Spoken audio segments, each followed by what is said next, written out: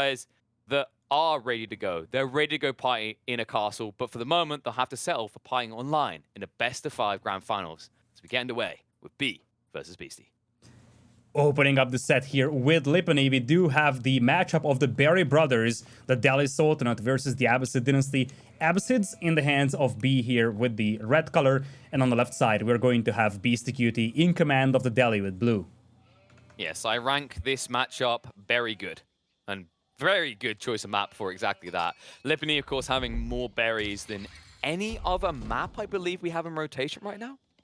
Exactly, that includes the custom maps as well, because Lipany, as you pointed out, it is the map with the most berries among all normal ranked maps as well. But how about being the map with the most berries among every single map that is featured in Road to Red Bull Wololo Legacy? Damn straight. And on top of that, seeing the Delhi back here, man, it feels like a blast from the past. We used to see the Delhi picked here frequently because of those choke points and the fact that you could easily wall them up. Usually you'd also have two of the sacred sites close together. That was another value point, but feels like ever since the rise of the Rus with the board build that began on this map, the Delhi's value on Lipany has been falling and climbing on Dry Arabia. And if you consider the fact that the Abbasids are the other common pick on this map, I think part of the reason why we're seeing a decline in the use of the Delhi on this map is because the Abbasids finally found a way to deal with Delhi. Initially, the Delhi dominated those few late engagements against the Abbasids, but now players figured out how to play Abbasids against the Delhi, and this Civilization matchup, in particular in Feudal, is heavily Abbasid favored. So it's gonna be interesting to see how Beast is going to approach this matchup, because this is not an easy one for him. I'd say it's not just in Feudal, right? It scales into Castle in Abbasid favor. Like, the one upside that the Delhi can potentially get is man-at-arms with the home blades, but if you're still relying on cavalry or even going to those elephants, like, you're facing up against not just the camels to deal with the cavalry, but also the phalanx spearmen. Indeed, phalanx spearmen that are just showing their worth every single set we witness them being used. Not just against cavalry, that's the scary thing.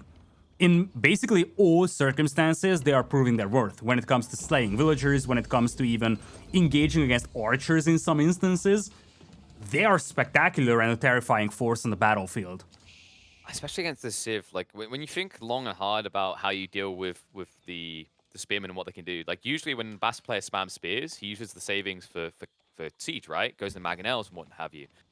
The only way you're getting rid of those Mangonels is if you then go Springolds. And, like, the Delhi, we don't actually see them frequently going into siege. A lot of the time, even if they arrive quickly in the castle, they're thinking about heavily armored units instead. Exactly. So having that spear plus siege combination could be rather deadly. Obviously, depending on what unit composition Beast is exactly thinking about at the beginning of the Castle Age. But let's not go that deep into this game. We're just now about to start Feudal Age here with B going up. Beasty, not yet on the way to Feudal Age. Nice cruise mode, and he's taking a little bit of extra time here. Wheelbarrow underway, but he didn't have to pay for that. Remember, the Delhi get all these things for free. In fact, it looks like he is not researching in every building. Whoop whoop. Which Sometimes one is happens. missing? It's the lumber camp and also the mining camp. As you're saying that, he clicks the upgrade immediately. You're like, whoops. Been here before earlier today. For those just tuning in, Beasty had a big whoopsie daisy when he was playing as the Abbasids with fresh food stuff, so I'm sure he's acutely aware of the risk of missing out on tech ups, especially as a Civ that gets them all for free. It's the inverse caster's curse, right? The moment you say he forgot about it, he's going to start going for it. But because we might have some new people here on the stream and possibly on the videos as well that just started watching competitive Age of Empires, we want to remind everybody that we use a 5-minute spectator delay. So obviously, this is not about Beasty hearing KP say that. It is just the fact that he realized it at the very same moment where KP found that out. Exactly. And even in that game earlier with the fresh food stuffs, he wasn't like, there's no way, because no, well, that was more than 5 minutes. But when we really hammered in on it, it was 8 minutes. And then he's done it at 11 minutes. So once again, no cheating. I mean, BC wouldn't do that anyway. Like, what's the point? You know? Got to keep it fresh. Got to keep it interesting. I think, like, Beastie's... I honestly, I don't feel like any players in the scene would kind of, like, sink that low. I actually love the level of integrity that I feel we have across the board with our entire competitive scene in AOE4. Yeah, I agree. That's, I think, a really good precedent, and it's something that is making this competitive scene a little bit more welcoming. Also, you know, there is always the looming threat that if you do that once, you're probably gonna get banned from every single event in the future. So there's a high risk associated with this. So Yeah, I guess it's also like that's one of the cool things when you have this.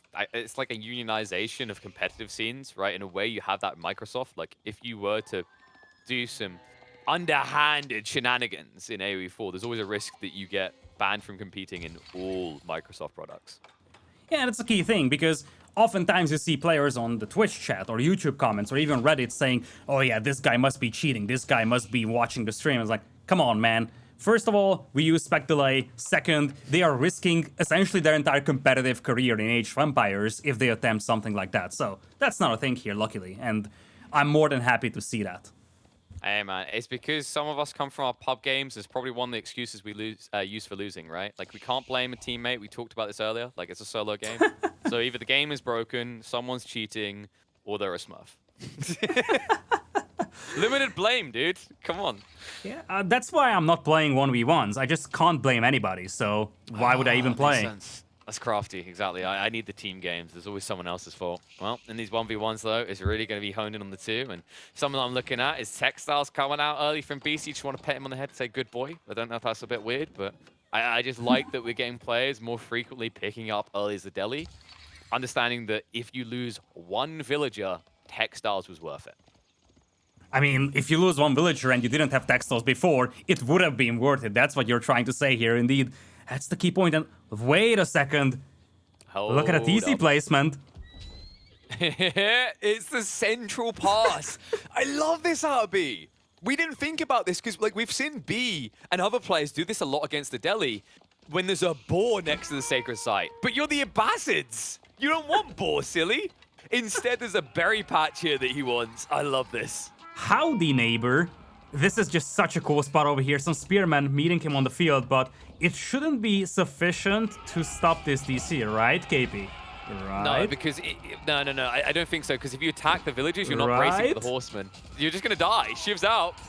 Get the hell off my property. Well, horsemen are coming. More spearmen on the way as well. It's gonna be dicey. Gone. And there's enough horsemen here. B has 5 horsemen total. BC can't stop this. Yeah, where are Beasty's horsemen? He's up to 3 as well, but he's not sending them in. I think it's the double production. He only just got them out, so he's going to be lagging behind. Great maneuver by B, and I love this because it's like a pseudo-roost. Like, look where his TC is. It's close to BC's base. He could try and escalate this into a military production line. It's even bigger than that. It's at the choke point, and that choke point was dangerous.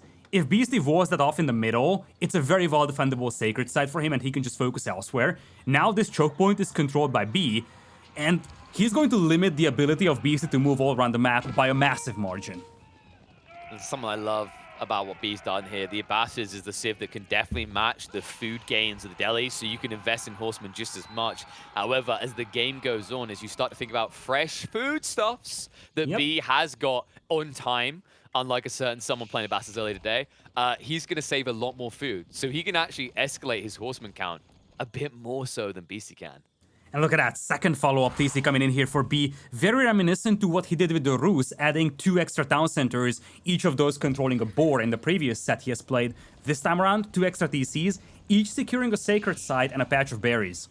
Exactly. The boar is seen as kind of holy. That's why they're always near the sacred sites. And in this situation, he'll go for something holy. The sacred sites themselves that the deli want so badly. It's a great play by B. Not just denying Beasty's eco gains, but getting his own as well. Courtesy of these TCs right next to all those berry patches. And look at the northern TC. It's even better than that. Most of the neutral berries are to the north. And if you look at Beasty, he doesn't have a lot of berries to work with actually close to his base. In fact, right now he's on the hunt, so he's missing out a lot of precious berries here, partly because B is doing such a good job denying those. That is not enough Pokesticks to deal with these Pokesticks on horseback. Like, that is only 2 spearmen. He needs to be careful. It looks like B doesn't want to sacrifice momentum to get rid of these, which is fine. Like, one sacred site is not that big of a deal, right? Something I'd love to see B do is on the north side. You mentioned those choke points. He could easily wall them off and then focus all attention on the center. Yeah, I would 100% like that.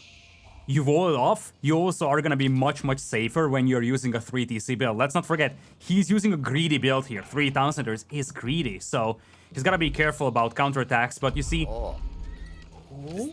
Does this feel greedy to you? Beasty's gone for a ram, and B's just massing horsemen. Horsemen that get bonus damage against siege. I think it's what I would call smart greed. It is a greedy build. 3 TCs, no matter what, is a greedy build when your opponent is fielding a lot of army. But I love it. I mean from Beasty to get the ram, right? Like, he doesn't have the counter to the horseman yet. It feels like he's jumping the gun. Yeah, because he went for a ram, but he's only up against horsemen, which do bonus damage against siege. I guess he kind of has to. He prioritized siege engineering for a long time. Keep in mind, it took some time for him to get that upgrade. He missed out on every other blacksmith upgrade for the sake of getting that tech. So he needs to use it to something, but I agree with you. There seems to be enough here from B. Is it? He doesn't get the pinch. He can't actually maneuver around them, body block them, but still, look at that idle eco. And Beasty needs that food income. Like, he actually needs it because he's trying to mass horsemen and spears. And it's delaying his push. That's the key thing here. This is buying more and more time for B to mass a force that is sufficient to deal with that battering ram. And once the ram is gone, Beasty has to go back to the drawing board. He's got to go back to the drawing board now. Like, I love this from B. He has BC's number. What is the composition we see out the delis so often, especially if they don't go Tower Victory? Like, the only player right now I see frequently build archers is B on the deli because he goes Tower Victory. Beasty done the standard. Horseman, Spearman. B's reaction? Horseman, Camel Archers. Camel Archers that not just negate damage from your horseman, but also get double damage against spears. And it also has a very high base attack, something that makes them very useful when it comes to sniping scholars. One of the key ingredients that Beasty needs to win a game like this. And they move quickly, right? So it's very hard to punish them, whereas archers out of position can be pinched. And you can see the fact that BC split, trying to gain control on that sacred site, leads to some more losses. And now, instantly, the villager pool will pull them back for the time being. A lot of spearmen here. However, the camel archers can quickly whittle them down. And Beasty doesn't have a way of quickly forcing a fight here. Yeah, he doesn't, and there are barracks behind this, so you can start popping out spearmen yourself, possibly even with phalanx. Look at that choke point. Oh, camels. Oh! What are the camels doing? Hello, coffee break. Horsemen are going to create a front line, and that baits him out. That's why he was not paying attention to his camels. The villagers got pulled out to deal with the rams. Torching it down.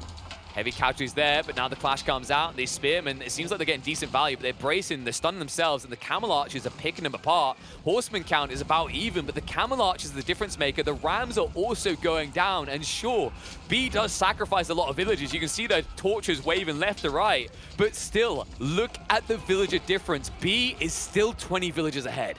Yeah, that's exactly it. You can afford to sacrifice those villagers because they are so cheap, especially in a game where Beasty only has one sacred site. He might not have that for much longer. Yeah, he walled it in, but once he loses this fight, the horseman can peel off, and he is going to lose this fight, or he'll at least have to leave this spearman behind. There's no way he can retreat with them. Camel archers force the engagement. Remember, these horsemen, when they clash with other horsemen, they are losing a total 20% damage output, which means that B can win these fights easily. And now Spearmen make it to the field for B as well. The deadly Abbasid Spearmen make an appearance, slaughtering all the horsemen of Beasty, and that's it. It's done. No way he can come back. Beasty's not going to waste any time. Great read by B. Love the way he used this map and propelled forward with a greedy build, just enough to build mass military. It's the smart greed, right? 3 TCs might seem overly greedy against an aggro civilization like the Delhi, but if you consider the town center placement, the resources he secured with them, and the strategic importance of the locations where he placed his TCs, that's where it really all comes together, and he has had such a marvelous defendable position in the middle of the field, just waited for Beasty to push, and then took one decisive engagement, finished the game, takes game number 1.